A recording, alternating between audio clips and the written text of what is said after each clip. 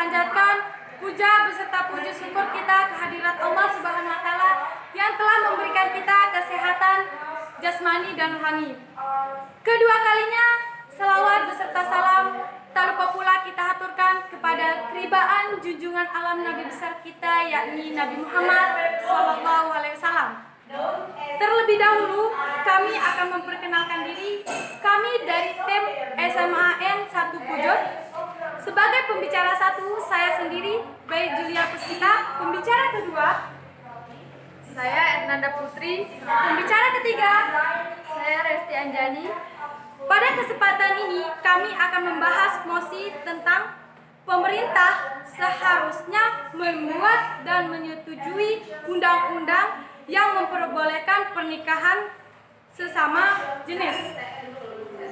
Saya tidak setuju karena hukuman menikah sesama jenis dalam Islam, Rasulullah Sallallahu Alaihi Wasallam bersabda dalam hadis riwayat Ahmad yang artinya Allah melaknat manusia yang melakukan perbuatan seperti kaum Lut. Dalam buku serial Hadis Cinta Terlarang karya Firman Arifandi dijelaskan karena dikategorikan sebagai perbuatan zina, nikah sesama sejenis dianggap sebagai pernikahan yang batil karena sudah tidak memenuhi rukun dan keabsahan pernikahan dalam Islam. Seluruh ulama pun sepakat tentang keharaman perbuatan ini. Para ulama dari kalangan sahabat seperti Sayyidina Abu Bakar Shiddiq merupakan salah satu dari pendapat Imam Ahmad dan Imam Syafi'i yang menyatakan hukum menikah sesama jenis lebih dari had zina, hukuman zina. Disebutkan pula hukumannya bisa dibunuh pada setiap keadaan, baik dia itu yang sudah menikah atau yang belum menikah. Kedua hukumannya disamakan seperti zina. Hal ini merupakan pendapat Hatta bin Abi Rabah,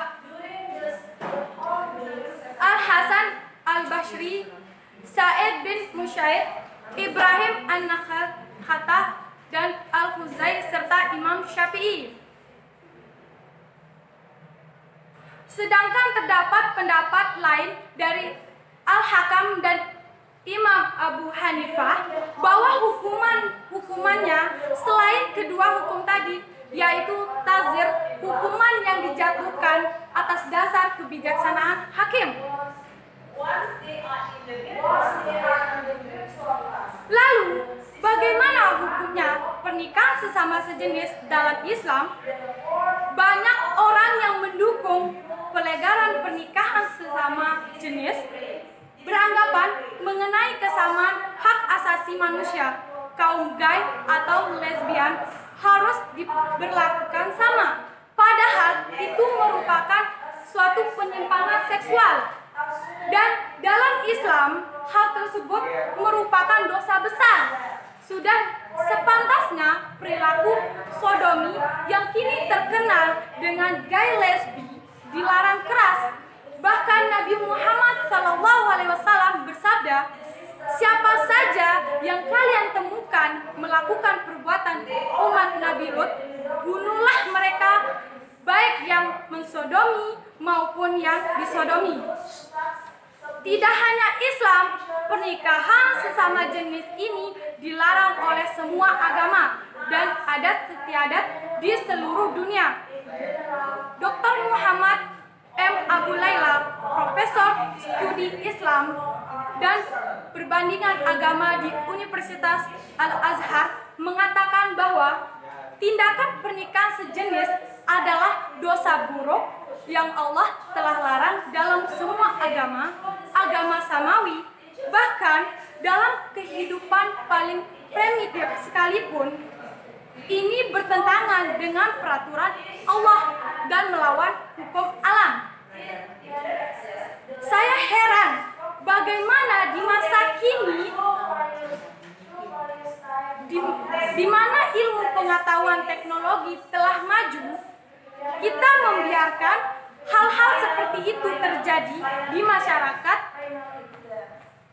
Bagaimana seorang mengizinkan atau memberikan aturan hukum atas suatu tindakan luas yang menimbulkan ancaman bagi seluruh umat manusia dan menghancurkan masyarakat.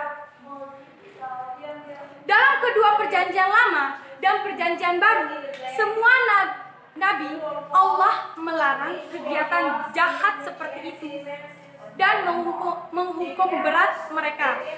Sekian dari saya, terima kasih. Assalamualaikum warahmatullahi wabarakatuh.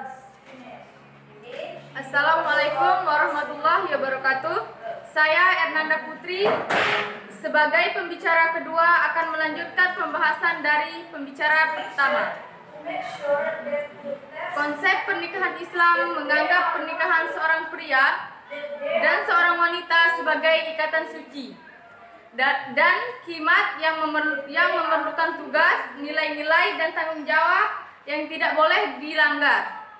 Al-Quran menggambarkan perjanjian pernikahan sebagai ikatan suci dan memerintahkan pada suami dan istri yang menikah untuk meraih kebaikan, cinta sejati dan hak-hak dan kewajiban pernikahan. Allah berfirman, "Hai sekalian manusia, bertakwalah kepada Tuhanmu yang telah menciptakanmu dari seorang diri, dan kepada Allah menciptakan istrinya, dan daripada keduanya Allah memperkembangbiakkan laki-laki dan perempuan yang banyak. Dan bertakwalah kepada Allah yang dengan mempergunakan namanya kamu saling meminta satu sama lain, dan perihalalah hubungan silaturahmi. Sesungguhnya Allah selalu membantu dan menjaga, mengawasi kamu." Surah An-Nisa ayat 11. Hai manusia, sesungguhnya kami menciptakan kamu dari seorang laki-laki dan seorang perempuan dan menjadikan kamu berbangsa-bangsa dan bersuku-suku supaya kamu saling kenal mengenal. Sesungguhnya orang yang paling mulia di antara kamu di sisi Allah ialah orang yang paling takwa di antaranya. Sesungguhnya Allah Maha mengetahui lagi Maha mengenal. Surah Al-Hujurat ayat 13. Jadi, pernikahan berdasarkan syariah Islam dimaksud untuk membangun keluarga yang bahagia, stabil, dan sejahtera, untuk membesarkan anak-anak yang sehat berkomitmen, untuk melestarikan keturunan dan tatanan sosial, untuk memenuhi kebutuhan fisik dan psikologi manusia, dan menciptakan komunitas dan masyarakat yang beradab. Pernikahan dalam Islam, sepertinya dalam semua agama lain, tidak berarti kenikmatan yang seksual saja, tetapi juga pembentukan sebuah keluarga yang sehat dengan dasar cinta yang kuat. Dari pandangan tersebut, dapat kita ketahui bahwa pernikahan sesama jenis tidak sesuai dengan konsep pernikahan dalam Islam. Karena pernikahan sesama jenis bukan akan membangun satu keluarga hanya didasarkan pada kenikmatan seksual saja. Pernikahan sesama jenis di sisi lain memberikan ancaman serius bagi ilustrasi keluarga. Permasalahan sosial membahayakan kehidupan keluarga yang indah dan tatanan sosial masyarakat manusia. Pernikahan sejenis ini mengingatkan tentang kaum Sodomi, umat Nabi Lut yang terkenal dengan perbuatan penyimpang, yaitu hanya mau menikah dengan pasangan sesama jenis atau homoseksual dan lesbian. Kendati sudah diberikan peringatan, mereka tak mau bertobat. Allah akhirnya memberikan azab kepada mereka berupa gempa bumi yang dahsyat disertai angin yang kencang dan hujan batu sehingga hancurlah rumah-rumah mereka. Dan kaum Lot ini akhirnya tertimbun di bawah reruntuhan rumah mereka sendiri.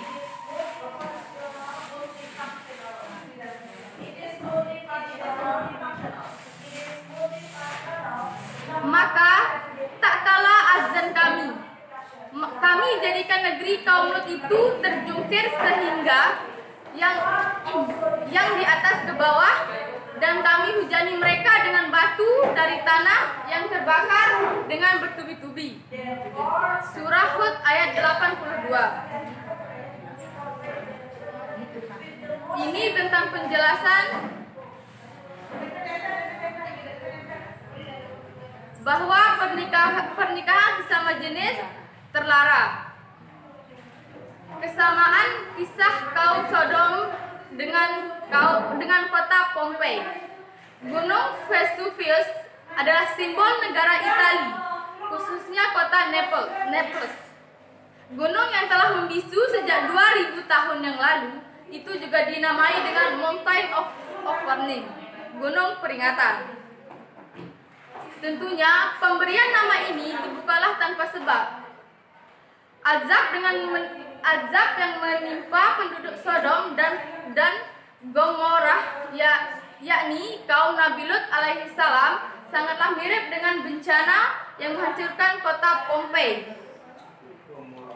Di sebelah kanan gunung Vesuvius terletak kota Naples, sedangkan kota Pompei berada di sebelah timur gunung tersebut. Lava dan debu dari letusan maha dahsyat gunung tersebut yang terjadi 2 milenial yang lalu membumi hanguskan penduduk kota. Malapetaka itu terjadi dalam waktu yang sangat mendadak sehingga menimpa segala sesuatu yang ada di kota, termasuk segala aktivitas sehari-hari. Pemusnahan Pompei dari muka bumi oleh bencana yang demikian dahsyat ini tentunya bukan tanpa maksud. Catatan sejarah menunjukkan bahwa kota tersebut ternyata merupakan pusat kemaksiatan dan kemungkaran. Kota tersebut dipenuhi oleh meningkatnya jumlah lokasi perzinahan atau prostitusi. Saking banyaknya hingga jumlah rumah-rumah pelacuran tidak diketahui. Organ-organ kemaluan pria dengan ukurannya yang asli digantung di pintu tempat-tempat pelacuran tersebut. Menurut tradisi ini yang berakar pada kepercayaan Mitraille, organ-organ seksual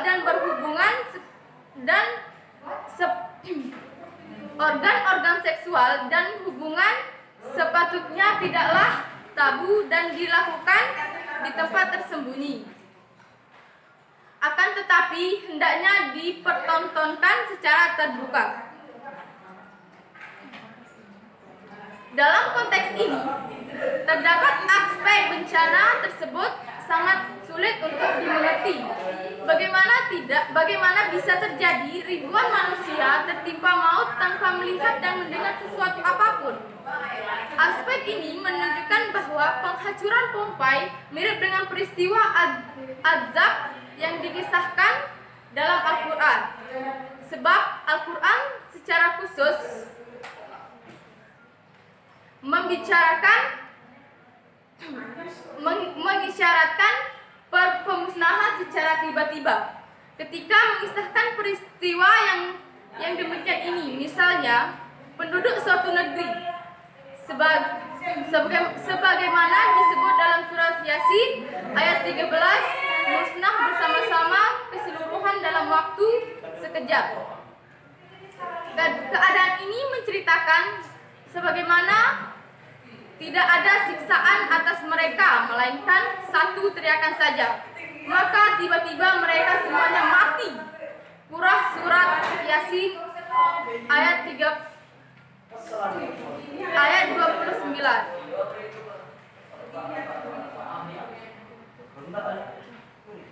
Sekian dari saya. Wassalamualaikum warahmatullahi wabarakatuh. Assalamualaikum warahmatullahi wabarakatuh. Saya Resti Anjani sebagai pembicara 3 akan menegaskan pendapat pembicara 1 dan pembicara 2 tentang pemerintah seharusnya membuat dan menyetujui undang-undang yang memperbolehkan pernikahan sesama jenis. Sebagaimana telah disebutkan oleh pembicara 1 dalam sabda Rasulullah Shallallahu Alaihi Wasallam bahwa Allah Subhanahu Wa Taala akan melaknat orang-orang yang menikah dengan sesama jenis. Sebagaimana disebutkan oleh pembicara 2 dalam Quran Surah An-Nisa ayat 1 bahwa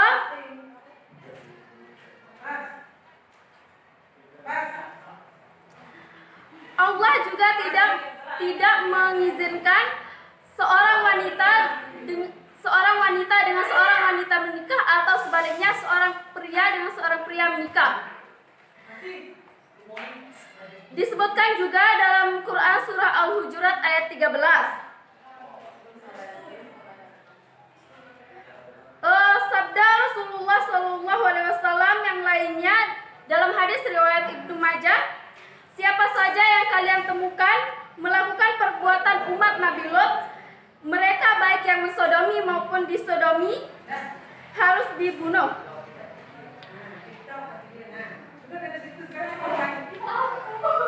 Saat ini sedang heboh dibahas mengenai pelegalan pernikahan yang dilakukan oleh sesama jenis. Pertanggal 26 Juni 2015, Mahkamah Agung Amerika Serikat memutuskan bahwa pernikahan sesama jenis dilegalkan di seluruh wilayah Amerika Serikat. Presiden Barack Obama menyebut putusan itu sebagai kemenangan Amerika Serikat. Mahkamah Agung dalam putusannya mengatakan pernikahan sesama jenis dilindungi hukum sehingga tidak ada yang bisa melarangnya. Putusan itu berlaku sekitar 20-an negara yang melegalkan pernikahan sesama. Putusan itu berlaku di 50 negara bagian di seluruh Amerika Serikat. Amerika Serikat menjadi satu dari 20-an negara yang melegalkan pernikahan sesama jenis, menyusul Belanda, Spanyol, Kanada, Afrika Selatan, Selandia Baru, dan lain sebagainya. Di dunia maya pun, dukungan atas putusan Mahkamah Agung tersebut ditunjukkan dengan tagar di sosial media. Bahkan Facebook ikut serta sebagai salah satu dari sekian banyak entitas bisnis yang mendukung putusan tersebut dengan mempersembahkan satu tol khusus yang dinamakan Celebrate Pride atau Celebrate Pride, fitur yang memungkinkan penggunanya mewarnai foto profil mereka dengan warna pelangi. Warna pelangi dianggap simbol kebanggaan kaum gay dan lesbian.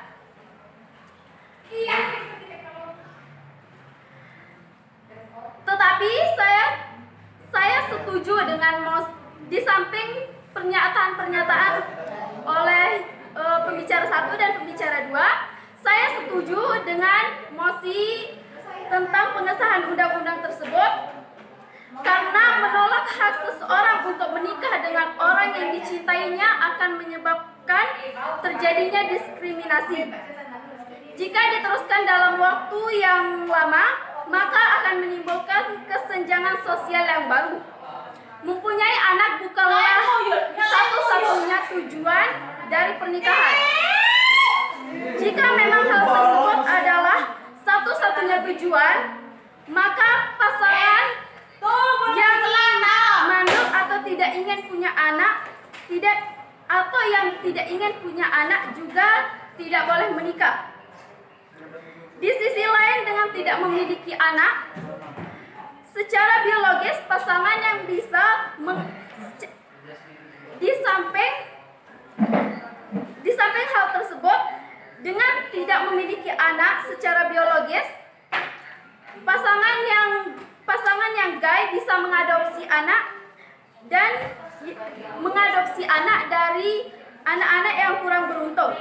Hal ini juga akan membangunkan menurunkan jumlah popularitas manusia di Indonesia.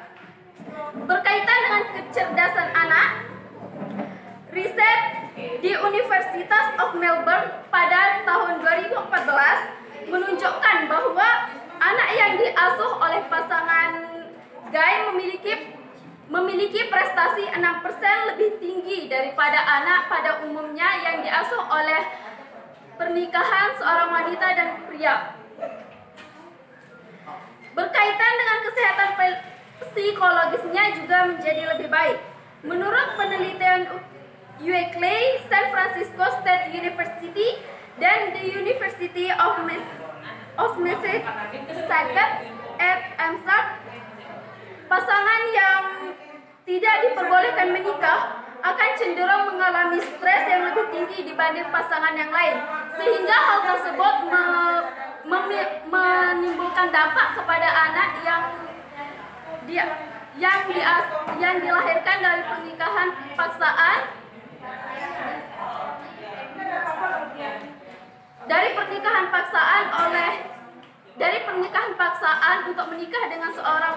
Untuk seorang pria menikah dengan seorang wanita, sedangkan dia menginginkan menikah dengan sesama prianya, atau dengan kata lain gay.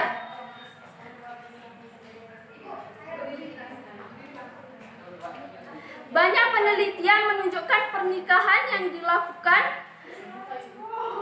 pasangan heteroseksual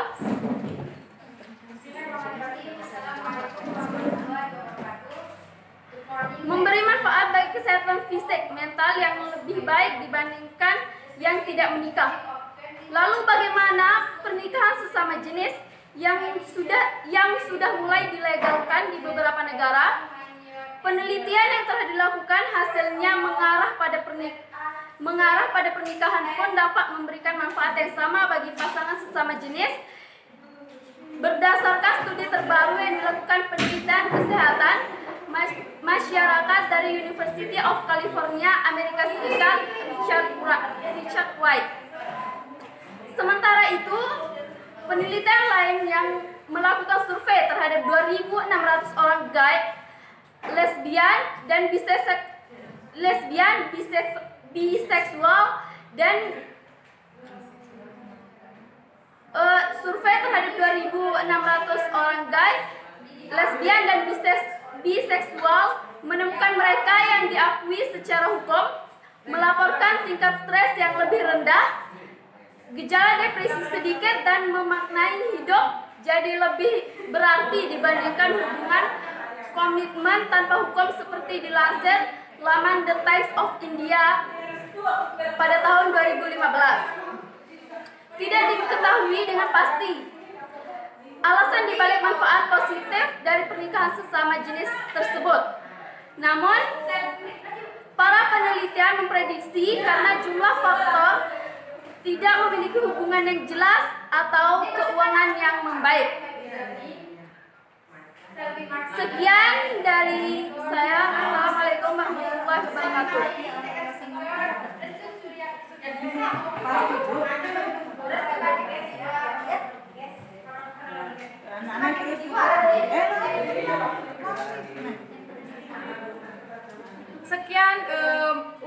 Sekian